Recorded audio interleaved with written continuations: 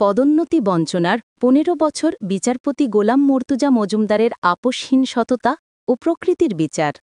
বিগত সরকারের আমলে দীর্ঘ ১৫ বছর ধরে প্রাপ্য পদোন্নতি থেকে বঞ্চিত ছিলেন বিচারক গোলাম মর্তুজা মজুমদার। তার এই বঞ্চনার মূল কারণ ছিল তার আপোষহীন সততা এবং রাজনৈতিক প্রভাবকে প্রত্যাখ্যান করার দৃঢ় নীতি। সাম্প্রতিক গণঅভ্যুত্থানের পর সেই মেরুদণ্ড সোজা রাখা বিচারককেই আন্তর্জাতিক অপরাধ ট্রাইব্যুনালের চেয়ারম্যান হিসেবে নিয়োগ দেওয়া হয়েছে, যিনি এখন পূর্ববর্তী সরকারের প্রভাবশালী ব্যক্তিবর্গের বিচারকার্য পরিচালনা করছেন। রাজনৈতিক প্রভাবমুক্ত বিচারক গোলাম মর্তুজা মজুমদার তার কর্মজীবনের সততার এক অনন্য দৃষ্টান্ত স্থাপন করেছেন। ভিডিওতে তুলে ধরা হয়েছে তার কয়েকটি গুরুত্বপূর্ণ নীতি। মন্ত্রীদের ফোন প্রত্যাখ্যান। জেলা জজ হিসেবে দায়িত্ব পালনের সময় তিনি কখনোই মন্ত্রী বা প্রভাবশালী নেতাদের ফোন গ্রহণ করতেন না।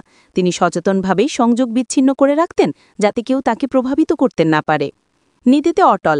তিনি কখনোই কোনো রাজনৈতিক দলের এজেন্ডা বাস্তবায়ন করেননি বা কোনো অন্যায় আদেশের কাছে মাথা নত করেননি।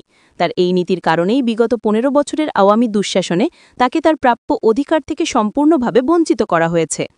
দীর্ঘ বঞ্চনা ও হয়রানি।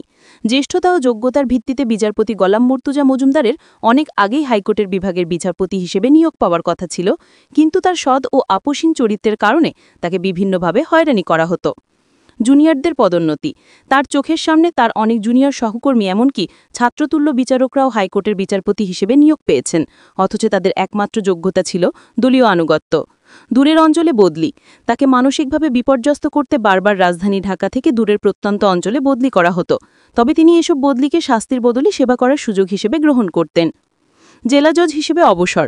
বঞ্চনার তীব্রতা এতটাই ছিল যে তিনি একসময় হাইকোর্টের বিচারপতি হবার আশা ছেড়ে দিয়ে জেলা জজ হিসেবেই অবসরে যেতে বাধ্য হন। সময় ও প্রকৃতির বিচার। জুলাই মাসের গণঅভ্যুত্থানের পর বাংলাদেশের ইতিহাসের নতুন অধ্যায় শুরু হয়। সেই সময় জুলাই মাসের গণহত্যার বিচার করার জন্য এমন একজন বিচারকের প্রয়োজন ছিল যার সততা নিয়ে কোনো প্রশ্ন তোলার সুযোগ নেই।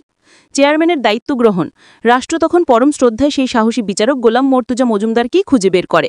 তাকে আন্তর্জাতিক অপরাধ ট্রাইব্যুনালের চেয়ারম্যান হিসেবে নিয়োগ দেওয়া হয়। নজিরবিহীন ঘটনা।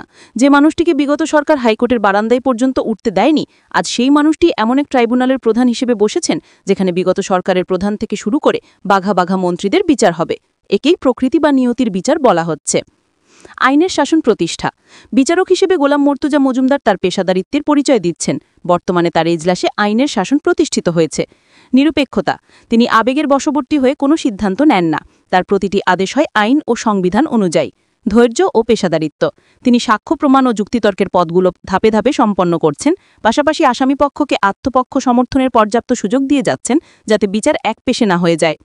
গোলাম মর্তুজা মজুমদারের এই যাত্রা প্রমাণ করে যে পদ পদবি বা ক্ষমতার চেয়ে বিবেকের শক্তি অনেক বেশি। তিনি প্রমাণ করেছেন যে বিচারক যদি সৎ হন, তাহলে কোনো শক্তিই তাকে দমাতে পারে না। তার এই সাহসিকতা ভবিষ্যৎ প্রজন্মের বিচারকদের জন্য একটি উজ্জ্বল দৃষ্টান্ত হয়ে থাকবে।